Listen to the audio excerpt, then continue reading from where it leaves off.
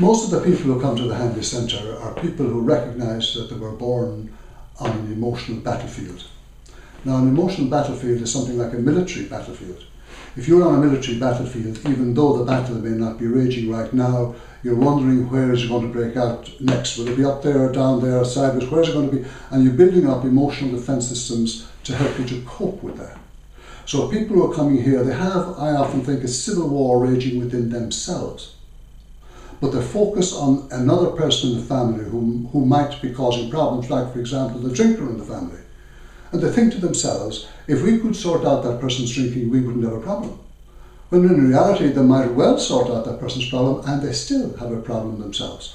So the idea of coming to the Hanley Centre for these people is, first of all, to seek to quieten the civil war that rages within the self. Now, in order that I can quieten the civil war that rages within myself, I need to recognise the way I am as a person. How I think, how I feel, how I act, how I react, how I respond. I need to have some way of recognising that within myself. So the programmes that we have at the Hanley Centre are geared to enable people to recognise themselves through the eyes of other people.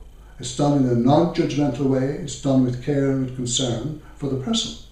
So what we are looking at, we are looking for the characteristics, the traits and the feelings of people, children who were reared in the alcoholic family, and then grow up into adulthood, bringing all the defence systems that developed as children and are now probably redundant, but they don't recognise that.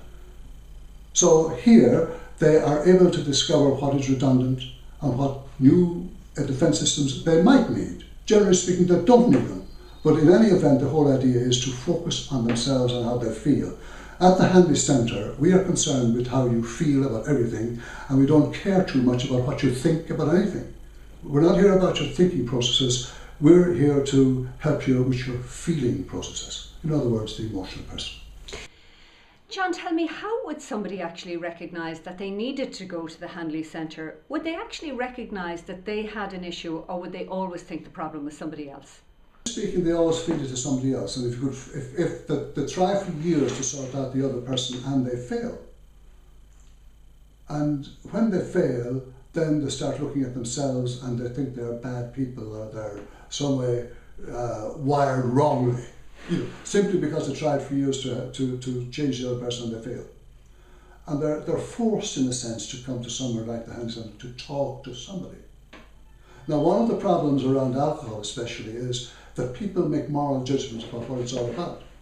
And it doesn't help because it doesn't address the central issue. The central issue, a person who's alcoholic is a sick person, not a bad person. But the people around them are making judgments about their badness and how bad they are.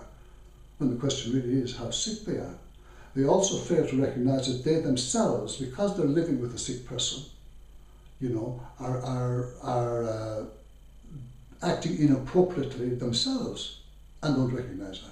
So when they come to the Hanley Centre, really the civil war has forced them to come here to talk to somebody. And that is what we're about. Well, tell me some of the ways that the child of an alcoholic might grow up and might actually think that they didn't have any issues, that all the problems were with the actual alcoholic. Well, take a child in a family, for example, there might be 3 or 4 children in the family, and one of them could be what we know as the hero or the heroine of the family. They're always doing what is right. They're overachievers at school. They're over-responsible. They become the fathers or the mothers of the family, even when they're very young. They take on the parental responsibilities, in a sense. And they're people who are they're go-getters in the family. They're going to fly the family flag high because they, in their own minds, they know that we're not like the family next door. Now, the family next door can have the problems and they work through the problems and everything is okay. In our family, everything is not okay. Everything is a major disaster.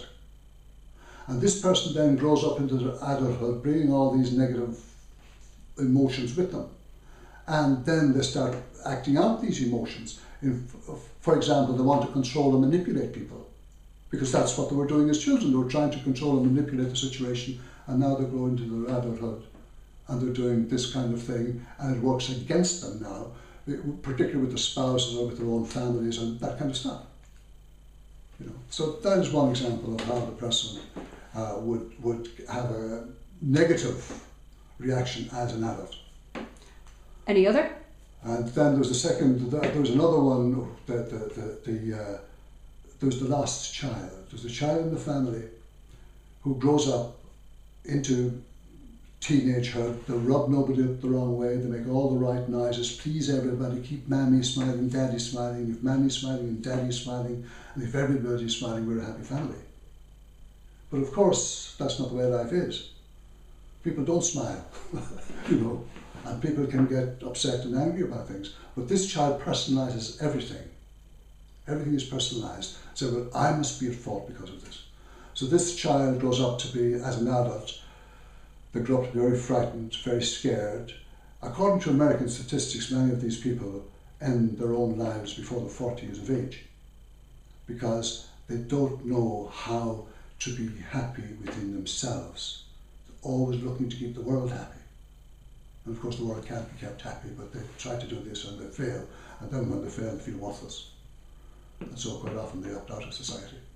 But the sorts of things you're talking about wouldn't just necessarily happen in the home of an alcoholic, would they? I think you're actually talking about the ways any sort of family dysfunction shapes the way we grow up as adults. Well, I mean, that will happen to any family because there's no such thing as a perfect family.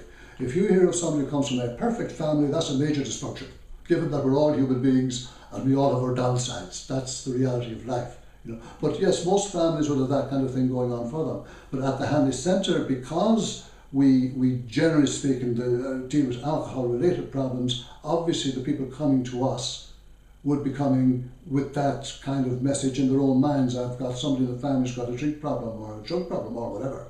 You know, it's certainly, most families would have that kind of problem going on.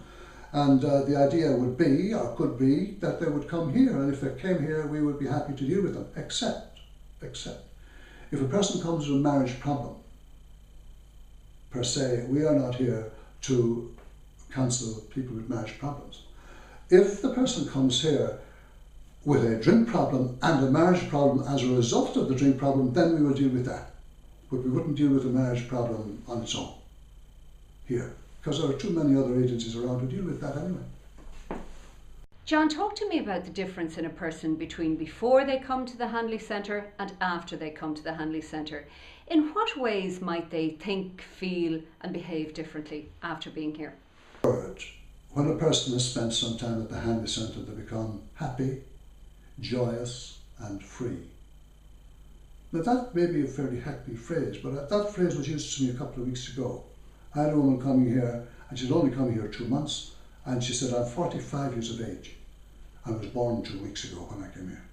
I suddenly discovered, for some reason, I was free. I was free to say what I liked, do what I liked, be what I liked, and I didn't have to keep looking over my shoulders, looking at other people as to what they might have thought about me. It's what I think about me that really matters here. You know, so people coming to the Hanley Centre, they can talk about all the garbage they carry with them. There's a whole lot of stuff, you know, that they carry here, and we offload all that. We offload all of that. You're a free person, and today is the day you breathe in and you breathe out today. This is not about tomorrow, and it's not about yesterday, it's about today. This is the living space we're in right now.